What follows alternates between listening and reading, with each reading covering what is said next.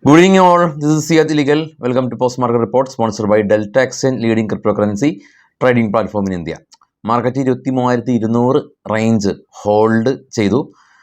തിങ്കളാഴ്ചയിലെ കനത്ത ഇടിവിന് ശേഷം ഇന്നലെ മാർക്കറ്റ് റാലി രേഖപ്പെടുത്തി. ഇന്ന് US നിന്ന് ഇൻഫ്ലേഷൻ ഡേറ്റ വരാനിരിക്കെ ഇന്ത്യൻ മാർക്കറ്റും ഏഷ്യൻ മാർക്കറ്റും ഇപ്പോൾ ട്രേഡ് ചെയ്യുന്ന യൂറോപ്യൻ മാർക്കറ്റും ഒരു പോസിറ്റീവ് സെൻറ്റിമെൻറ്റ്സോട് കൂടിയിട്ട്, എന്നാൽ ആ ഒരു വലിയൊരു ഡേറ്റ വെയിറ്റ് ചെയ്തിരിക്കുകയാണ്. പവർ ഫിനാൻസ് കമ്പനീസിന് ഇന്ന് ഈ നിഫ്റ്റിയിൽ പോസിറ്റീവിൽ ക്ലോസ് ചെയ്യാൻ സാധിച്ചു. ബഡ്ജറ്റിലെല്ലാം തന്നെ പവർ ഫിനാൻസ് കമ്പനീസിനെല്ലാം തന്നെ അലോക്കേഷൻ കൂടും എന്നുള്ള കാരണം കൊണ്ടാണിത്. ട്രെൻഡ് കുറച്ച് നാളത്തെ ശക്തമായിട്ടുള്ള ഇടിവിന് ശേഷം ഇന്ന് പോസിറ്റീവിൽ ക്ലോസ് ചെയ്തിട്ടുണ്ട്. പ്രധാനമായിട്ടും എലാരിയ സെക്യൂരിറ്റീസ് എന്ന് പറയുന്ന റേറ്റിംഗ് ഏജൻസി ട്രെൻഡിനെല്ലാം തന്നെ അപ്ഗ്രേഡ് ചെയ്തു. കല്യാൺ ജ്വല്ലേഴ്സ് ശക്തമായ ഫോളിലാണ്. തുടർച്ചയായ 9ാമത്തെ ദിവസമാണ് കല്യാൺ ജ്വല്ലേഴ്സ് ഫോൾ ആവുന്നത്. ഇന്നും ഓൾമോസ്റ്റ് 10% അടുത്തൊക്കെ കല്യാൺ ജ്വല്ലേഴ്സ് ഫോൾ ആയിട്ടുണ്ട്. നിഫ്റ്റിയിൽ മികച്ച പ്രകടനം നടത്തിയ companies Trent, NTPC, power grid, Kotak Mahindra, Maruti Suzuki തുടങ്ങിയ കമ്പനീസാണ്. ഫോൾ ആയിട്ടുള്ളത് M&M, Bajaj finance, Axis bank, Bajaj ഫിൻസർവും ബജാജ് ഫിനാൻസും, ശ്രീറാം ഫിനാൻസും. ഫിനാൻഷ്യൽ സെക്ടർ ഇന്ന് വീക്കായിരുന്നു. നേരെ ഗ്ലോബൽ മാർക്കറ്റ് നോക്കാം. ഏറ്റവും ടോപ്പിൽ ബിറ്റ്കോയിൻ 96,000 തൊട്ട് താഴെ. ബ്രന്റ് ഓയിൽ നമ്മൾ കണ്ടു $80 പെർ ബാരൽ. ഗോൾഡ് ഇന്ന് $8 പെർ ഔൺസിന് ഉയർന്ന് $2,686 ഏറ്റവും ടോപ്പ് ചെയ്ത് മൂന്നാമത്.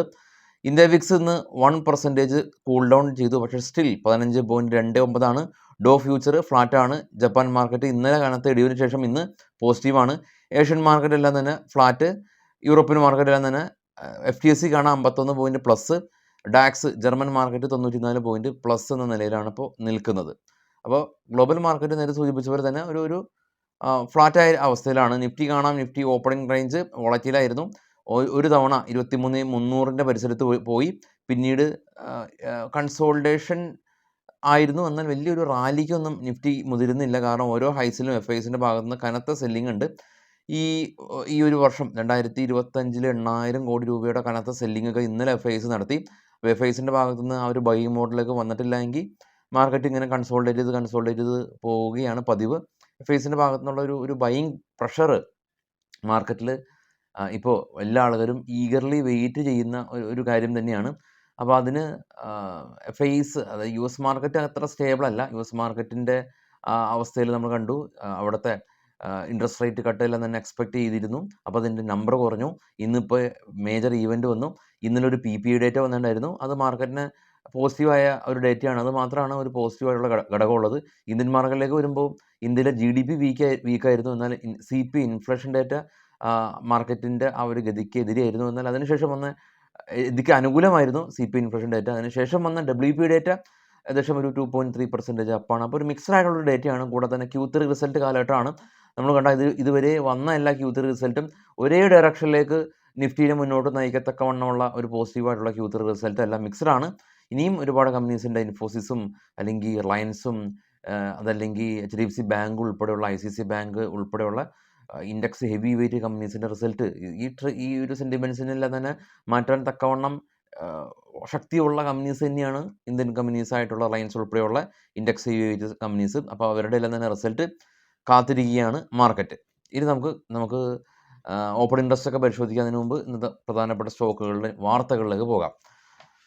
Future and option basic stock market ഓൺലൈനായിട്ട് ഏത് കോണിലിരുന്നു, അതല്ലെങ്കിൽ കൊച്ചിയിൽ നമ്മുടെ സെൻറ്ററിൽ ക്ലാസ്സിനുള്ളത് 26-നാണ് ഓപ്ഷൻ്റെ ക്ലാസ് ഉള്ളത്. അതായത് 1 വീക്കേ ഉള്ളൂ. അപ്പോൾ ഓഫ്ലൈൻ ജോയിൻ ചെയ്യാൻ താല്പര്യമുള്ള ആളുകൾക്ക് എല്ലാം തന്നെ ഫസ്റ്റ് കമൻറ്റിൽ നമ്പർ പിൻ ചെയ്ത് വെച്ചിട്ടുണ്ട്, ജോയിൻ ചെയ്യാം.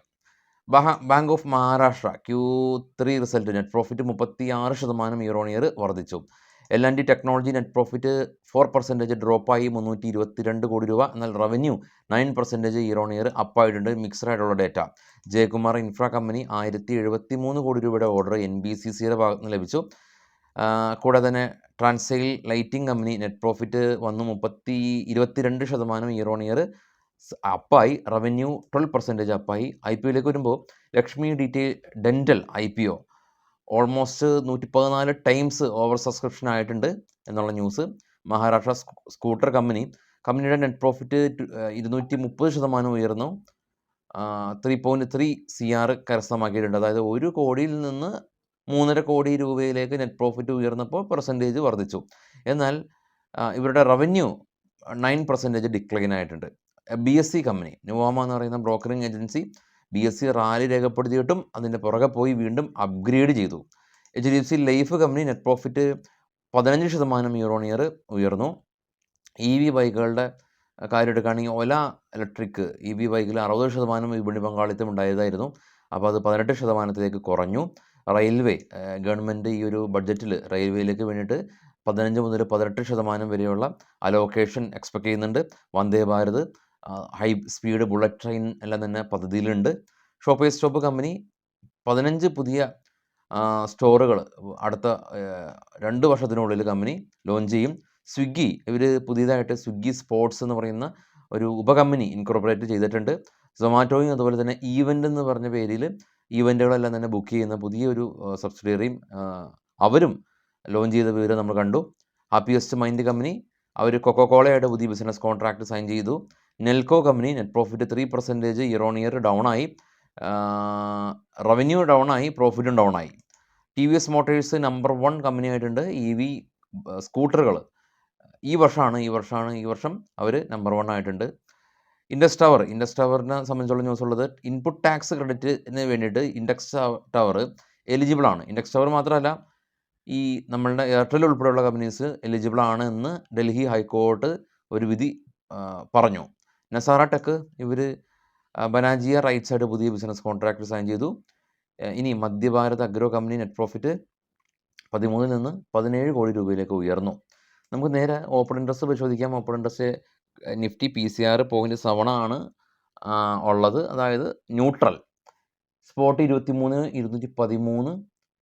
അറ്റ് ദ മണി തന്നെ സ്ട്രാഡിലെല്ലാം തന്നെ ഫോം ആയിട്ടുണ്ട്. 23,300 വളരെ അഡ്ജസ്റ്റൻ്റായിട്ട് കോള് റൈറ്റിംഗ് ഉണ്ട്. അതുപോലെ തന്നെയാണ് പുട്ടും 23,000. അപ്പോൾ ആളുകൾ എക്സ്പെക്ട് ചെയ്യുന്നത് ഒരു സ്മൂത്ത് എക്സ്പയറിയാണ്. പക്ഷേ ഇന്നത്തെ ഈവൻറ്റ് ഭീകര ഈവൻ്റ് ആണല്ലോ.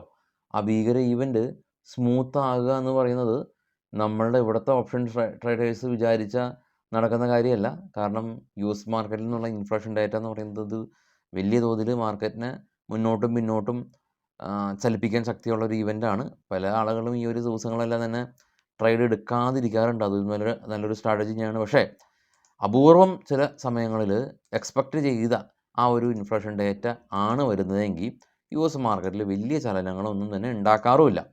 അത് വളരെ മൈനോറിറ്റി ആയിട്ടാണ് അങ്ങനെ വരുന്നത്. മോസ്റ്റ്ലി വലിയൊരു ചലനങ്ങൾ സൃഷ്ടിക്കപ്പെടുകയാണ് ചെയ്യുന്നത്. അപ്പോൾ ഓൾറെഡി തന്നെ ഈ ഒരു മാസം വളരെ ക്രൂഷ്യലാണ്. ഓപ്ഷൻ ട്രേഡ് ചെയ്യുന്ന ആളുകൾക്ക് തന്നെ ഓൾറെഡി തന്നെ ലിക്വിഡിറ്റി കുറവുണ്ട്. അതിനിടയിൽ മാർക്കറ്റിൽ ചാഞ്ചാട്ടത്തിന് യാതൊരു കുറവുമില്ല. അപ്പോൾ സൂക്ഷിച്ച് ട്രേഡ് ചെയ്യാൻ ശ്രമിക്കുക. എല്ലാവർക്കും ശുഭരാത്രി. Thank you.